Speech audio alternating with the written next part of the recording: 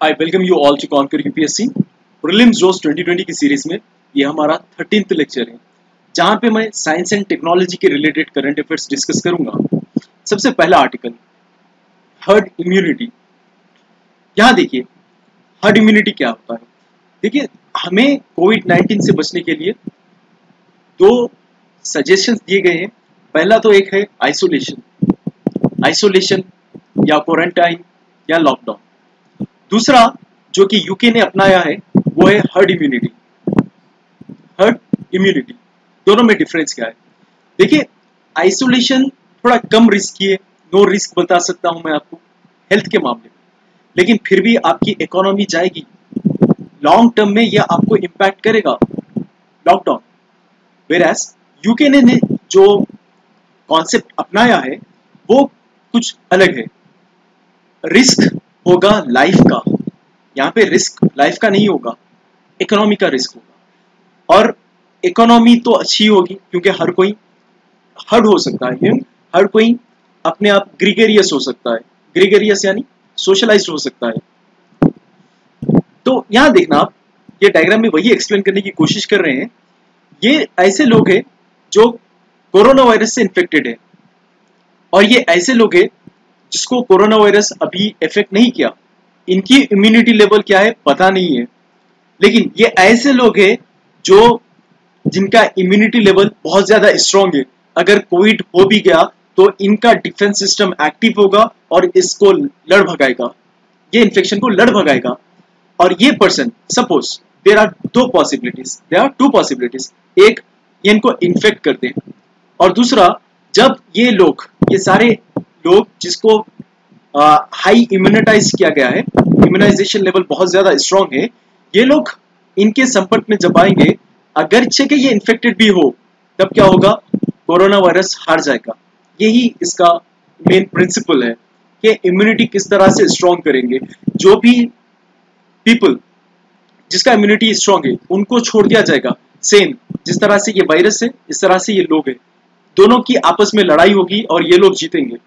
अब पॉसिबिलिटीज कम है, chances 50% success के और 50% रिस्क के हैं, लेकिन ये चांस ले रहा है यूके। नेक्स्ट आर्टिकल विज्ञान ज्योति स्कीम से रिलेटेड है। प्रेसिडेंट ने 21 विनर्स को अवार्ड दिया है नेशनल साइंस डे के दिन। रीजन यही था कि विज्ञान ज्योति स्कीम का लाभ उठाएं ये लोग। देखिए विज्ञान ज्योति स्कीम को लॉन्च किया गया था department of science and technology. ये एक इनिशिएटिव है। इनिशिएटिव कई के लिए है, मेरिटोरियस गर्ल्स, मेरिटोरियस मेरिट में आने के लिए आपका परसेंटेज हाई फाई हो, जैसा कि 70% से ज्यादा हो। ये गर्ल्स जिसका स्कोर 70% है वो लोग आएंगे मेरिटोरियस कैटेगरी में। ये मेरिटोरियस गर्ल्स के अंदर लेवल प्लेइंग फील्ड क्रिएट करना है, ये इनिशिएटिव है जो लिया गया है विज्ञान ज्योति स्कीम के अंतर्गत। ये गर्ल्स को, मेरिटोरियस गर्ल्स को हाई एजुकेशन के लिए इन्फ्लुएंस करें या इन लोगों को एनकरेज करें। हाई एजुकेशन किस फील्ड में? हाई एजुकेशन साइंस में, टेक्नोलॉजी में, इंजीनियरिंग में, मैथमेटिक्स में, इन तमाम को मिलाकर हमने कहा है ये स्टेम है, ये हायर एजुकेशन इन स्टेम। ये वो गर्ल्स को कवर करेगा जो ग्रेड 9 या ग्रेड 12 में हो। ग्रेड 9 से ग्रेड 12 में जितने भी गर्ल्स आएंगे वो तमाम गर्ल्स को ये मिशन में, ये स्कीम में टारगेट किया जाएगा। ये गर्ल्स को एक एक्सपोजर मिलेगा जो कि ऑफर किया जाएगा विज्ञान ज्योति स्कीम के द्वारा। पर्टिकुलरली वो गर्ल्स जो रूरल बैकग्राउंड के। देखिए रूरल गर्ल्स के लिए थोड़ा मुश्किल हो जाता है किस तरह से अपना 10th निकाले, किस तरह से 12+2 तक स्टडीज हासिल करें। उसके बाद में देखिए आप, होता ये है जब ग्रेजुएशन लेवल तक पढ़ेंगे पहुंचेंगे, इनका ड्रॉप रेट ज्यादा गिर जाएगा। और in fact according to one data यहाँ पे 22% लोग ही अप्रोच होते हैं, गर्ल्स की बात कर रहा हूं मैं, ग्रेजुएशन तक। एमफिल वगैरह 28% गर्ल्स करते हैं और पीएचडी तक 35% होते हैं। यहाँ पे देखिए कितना ड्रॉप रेट गिर रहा है। ये गर्ल्स जो कि रूरल बैकग्राउंड एरिया में है, तो उन लोग को एनकरेज कैसा करें? तो एक टनल जैसा एनवायरनमेंट प्रोवाइड करेंगे जहां से इनका स्कूल से लेकर जॉब तक सब इजी एक ही डायरेक्शन में जाएगा। अलग अलग डायरेक्शंस में मूव करने की जरूरत नहीं है। विज्ञान ज्योति स्कीम का लाभ मिलेगा इनको तब असिस्टेंस मिलेगी एक्सपर्ट्स के द्वारा। ये लोग को चूज करेंगे, ये गर्ल्स को चूज करेंगे अगरचे के ये अपनी लाइफ बनाना चाह रहे हैं field of science, technology, engineering and mathematics में। इसके पैरेलली और एक स्कीम है जो कि gender advancement for transforming institutions कहलाती है। इसको डेवलप किया गया कॉम्प्रिहेंसिव चार्टर के द्वारा। कॉम्प्रिहेंसिव चार्टर यानी डॉक्यूमेंट को कहते हैं, ठीक है। ये एक डॉक्यूमेंट प्रोवाइड कर रहे हैं, एक फ्रेमवर्क प्रोवाइड कर रहा है ये स्कीम, जो कि एसेस करेगा जेंडर इक्वालिटी को।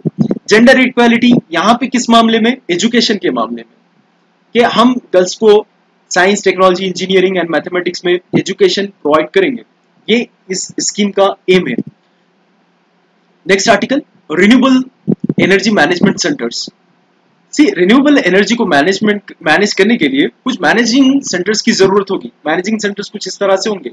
अब रिन्यूएबल एनर्जी क्या है?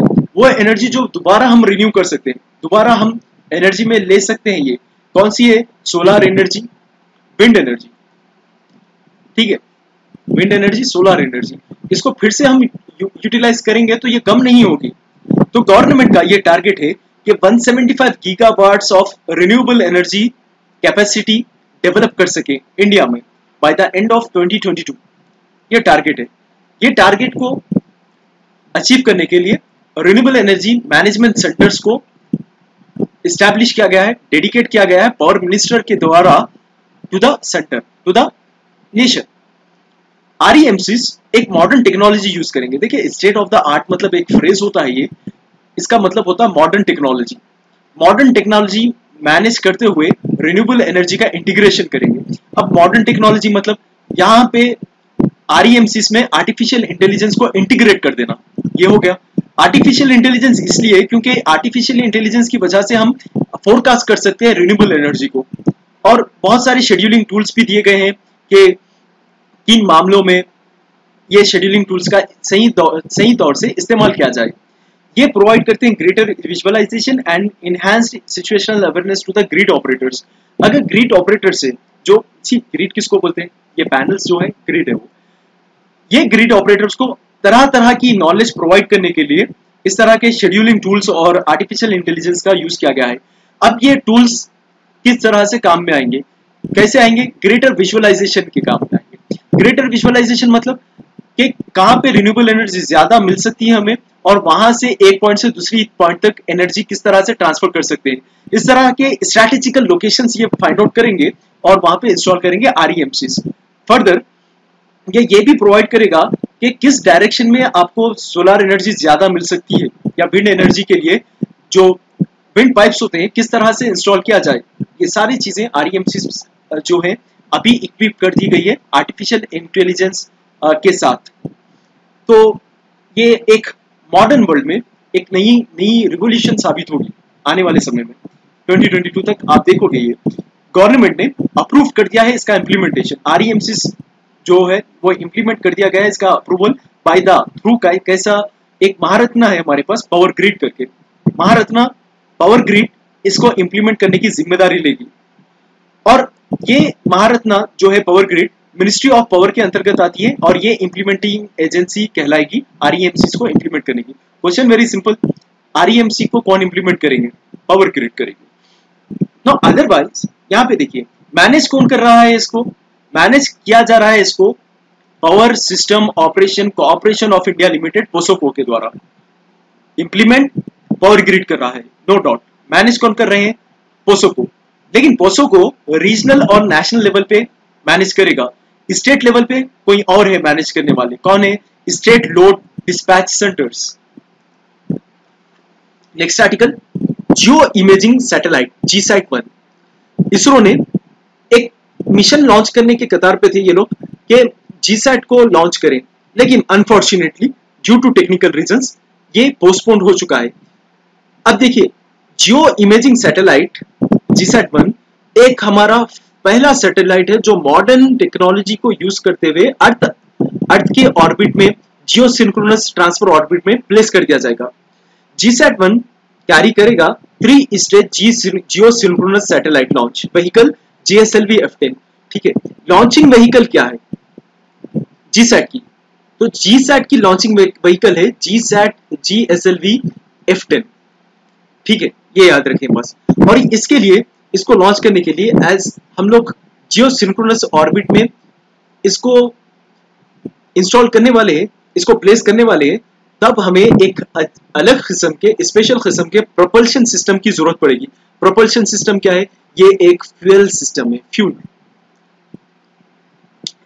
जियो इमेजिंग सैटेलाइट हमारे लिए बहुत महत्वपूर्ण साबित होगा, क्योंकि ये रियल टाइम ऑब्जर्वेशन प्रोवाइड करेगा इंडियन सबकॉन्टिनेंट का, जो कि प्लॉट फ्री कंडीशन में भी वर्क करेगा at equal intervals of time.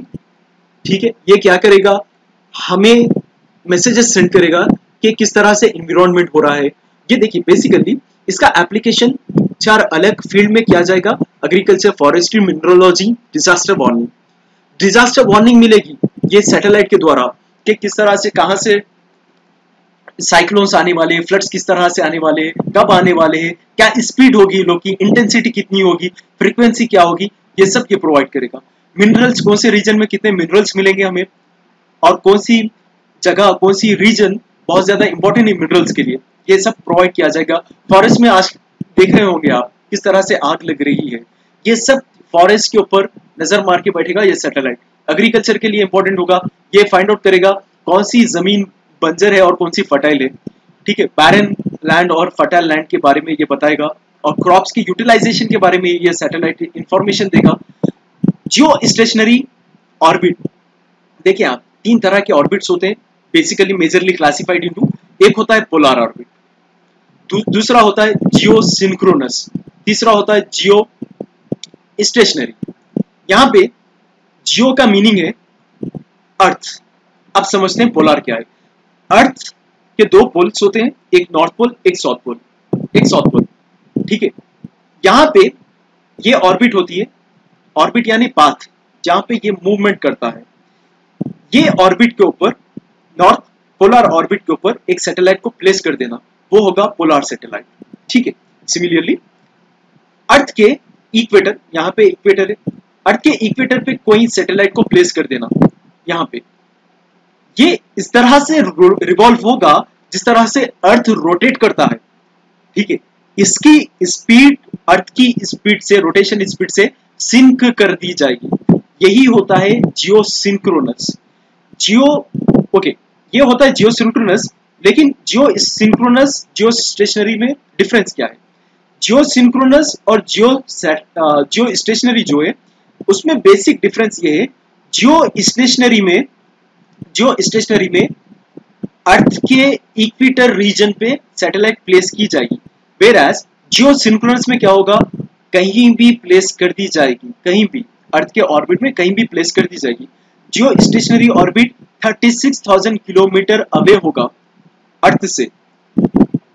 ये सिंक्रोनस कोई इंक्लाइन पोजीशन को कहते हैं, या ऐसे भी हो सकती है पोजीशन, या पोजीशन इस तरह से भी हो सकती है, लेकिन इक्वेटर के जितना इक्वल नहीं होता। अच्छा, दोनों में देखिए आप, जियो स्टेशनरी ले लें या जियो सिंक्रोनस ले लें, ये दो भी कम्युनिकेशन के लिए बहुत इंपॉर्टेंट होती है। ये 2 सैटेलाइट के लिए, 2 सैटेलाइट किस लिए यूज होते हैं? For the purpose of the communication. Most important function of this satellites communication के लिए। एनीवेज, नेक्स्ट आर्टिकल, सेप्सिस, बहुत ज्यादा इंपॉर्टेंट है बेसिक अंडरस्टैंडिंग के लिए। देखिए, corona virus patients corona virus से कम और सेप्सिस से ज्यादा मर रहे हैं। सेप्सिस क्या है? सेप्सिस एक लाइफ थ्रेटनिंग ऑर्गन डिस्फंक्शन है। ये होता क्यों है? देखिए, अगर कोई भी पर्सन को, XYZ पर्सन को किसी भी तरह का पैथोजन अटैक कर दे, पैथोजन ये कुछ भी हो सकता है, या तो वायरसेस होंगे, या बैक्टीरिया होगा, या फंगी होगा, या पैरासाइट होगा।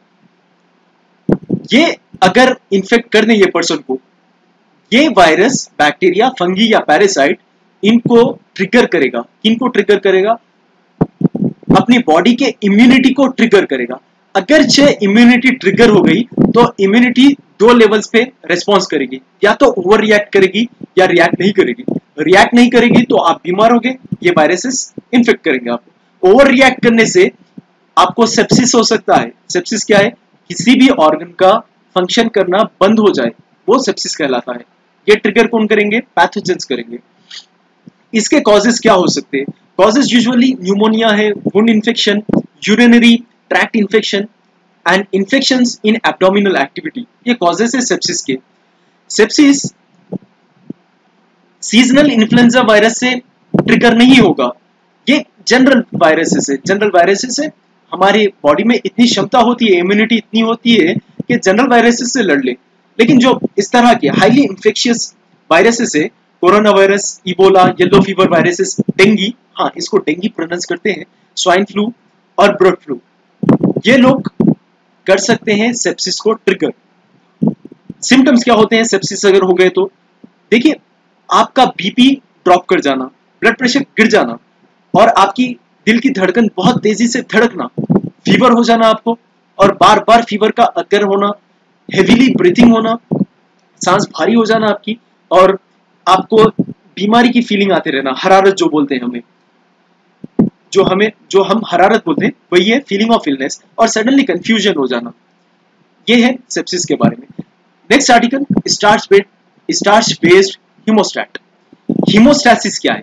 हीमोस्टैसिस वो प्रोसेस है जिसकी वजह से आप ब्लीडिंग जो होती है उसको रुका सकते हैं, और जो इंस्ट्रूमेंट यूज किया जाता है कोई भी किसी भी तरह का मटेरियल ब्लीडिंग को रुकाने के लिए, वो कहलाता है हीमोस्टैट।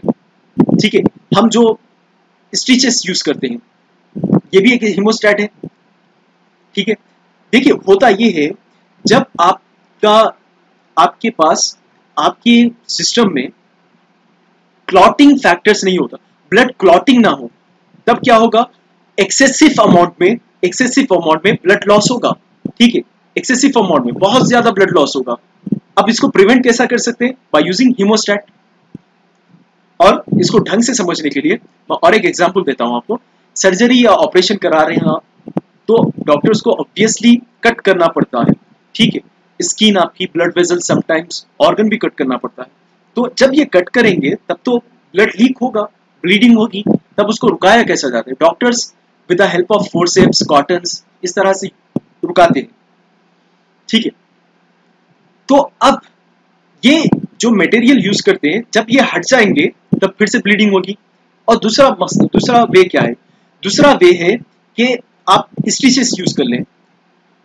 ठीक है, स्टिचेस यूज कर लें, ये एक वे है, रिपेयर कर सकते हैं आपके ब्लड वेजल्स। यहाँ देखिए आप, ब्लड वेजल्स जो डैमेज हो गए, यहाँ पे ये ऐसा ब्लड है जो क्लॉटिंग नहीं करता है, आरबीसीज दूर दूर है, प्लेटलेट्स जो व्हाइट कलर के जो प्लेटलेट्स है ये भी दूर दूर है, इससे ब्लड एक्सेसिव अमाउंट में लॉस होगा बॉडी से। रिपेयर्ड वेजल्स कैसे होंगे? जहां पे ब्लड क्लॉटिंग हो रहा है वो नजदीक नजदीक आ जाएंगे, करीब करीब आ जाएंगे एक दूसरे के, और यहाँ पे क्लॉटिंग होगा, ब्लड क्लॉटिंग होगा। तो बेसिकली ये जो मटेरियल यूज करते हैं वो नॉन बायोडिग्रेडेबल मटेरियल्स है, जैसा कि प्लास्टिक, ग्लास, इसको नॉन बायोडिग्रेडेबल बोलते हैं क्योंकि ये डिग्रेड नहीं कर सकते हम। ठीक है, डिग्रेड नहीं कर सकते। ये मटेरियल जब हटा दिया जाएगा फिर से ब्लीडिंग होगी। ओके, आ रहा है आपको समझ में? तो साइंटिस्ट कहाँ के? Institute of science nano science technology के, INST, जो कि एक ऑटोनमस इंस्टीट्यूट है, department of science and technology के अंतर्गत काम करता है।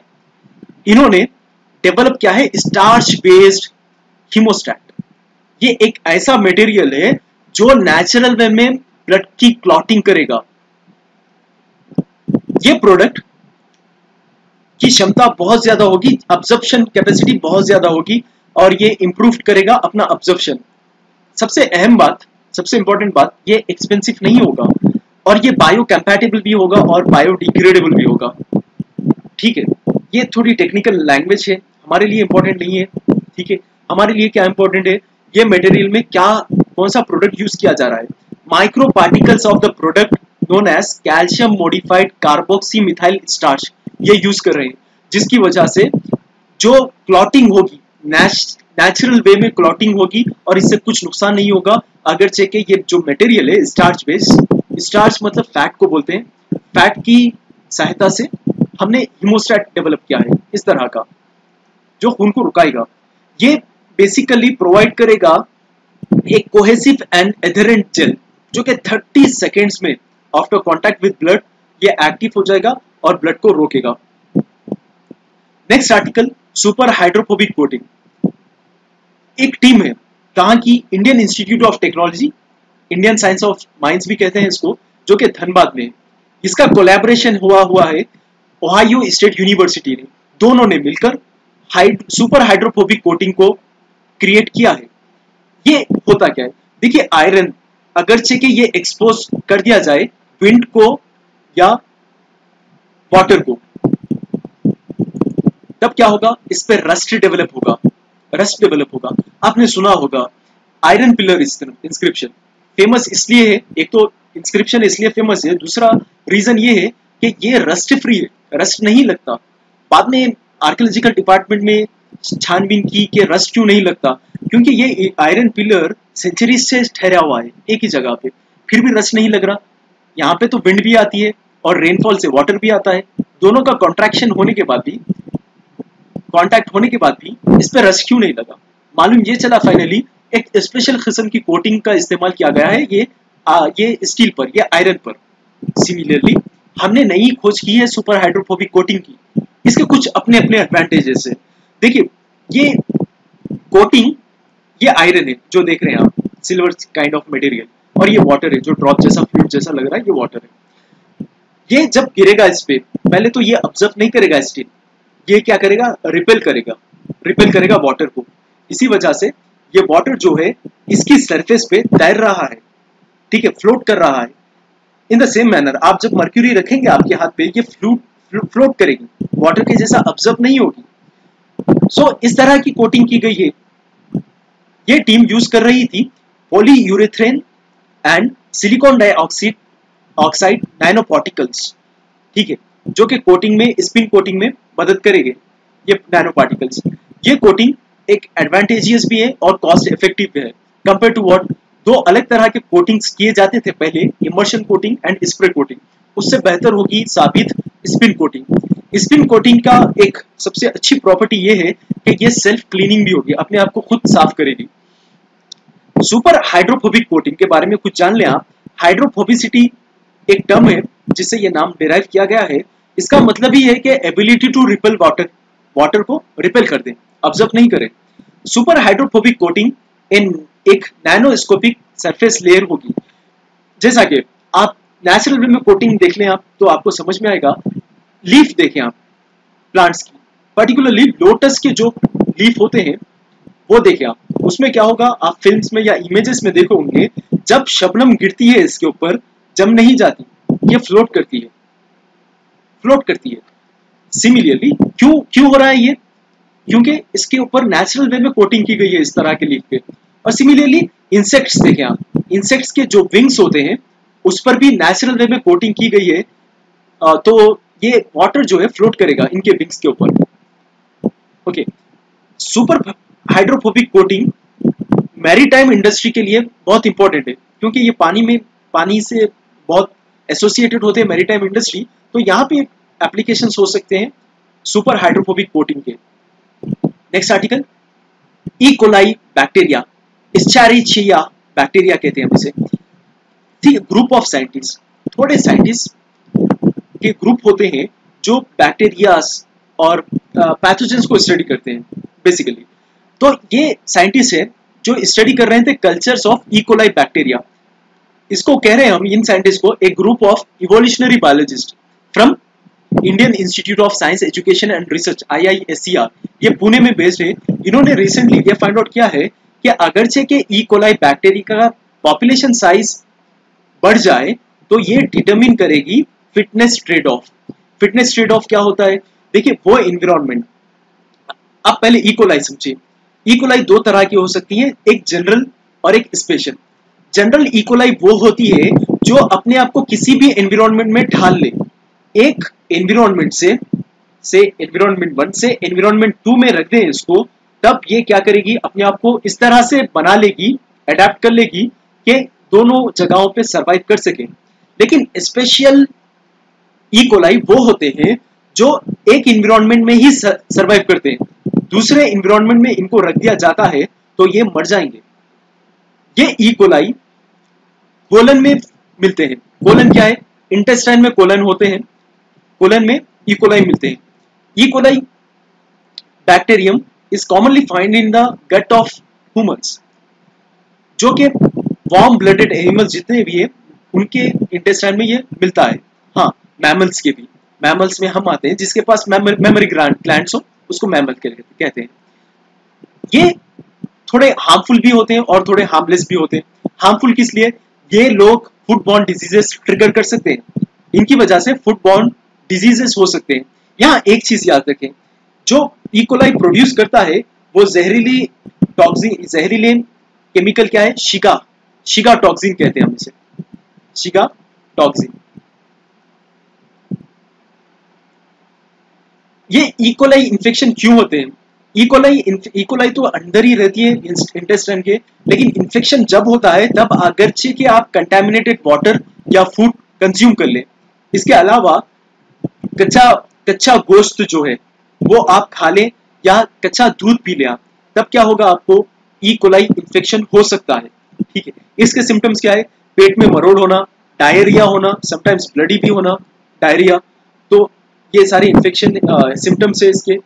फीवर होना, वॉमिटिंग्स होना, ये सारे सिम्टम्स है इकोलाई इन्फेक्शन के। पेशेंट्स को 10 दिन में रिकवर कर लेना बेहतर होगा।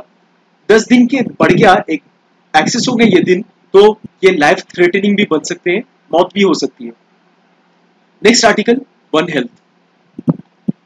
देखिए, पूरा वर्ल्ड परेशान है। वर्ल्ड परेशान क्यों है? कोविड-19 की वजह से।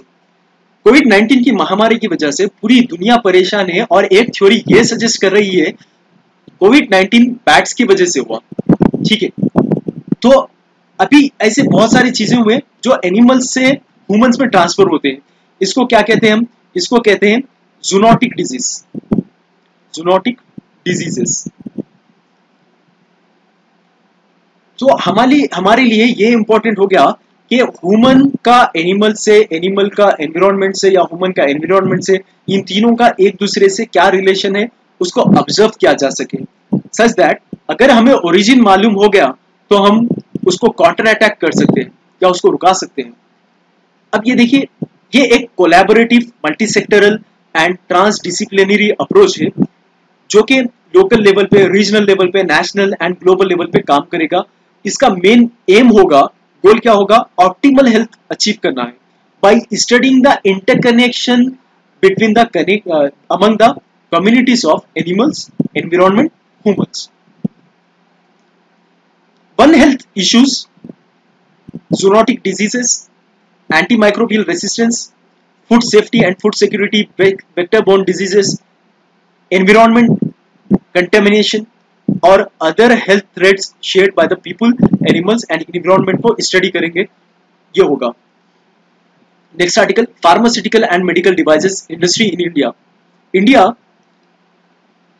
ग्लोबल सप्लाई में मेडिसिन की लीडर है। ठीक है, रिसेंटली आपने देखा होगा किस तरह से हमने मेडिसिन कोविड-19 के चलते चलते मेडिसिन पूरे वर्ल्ड को प्रोवाइड किए, पूरे वर्ल्ड के लिए सप्लाई किए, इनफैक्ट यूएसए को भी प्रोवाइड किए हमें।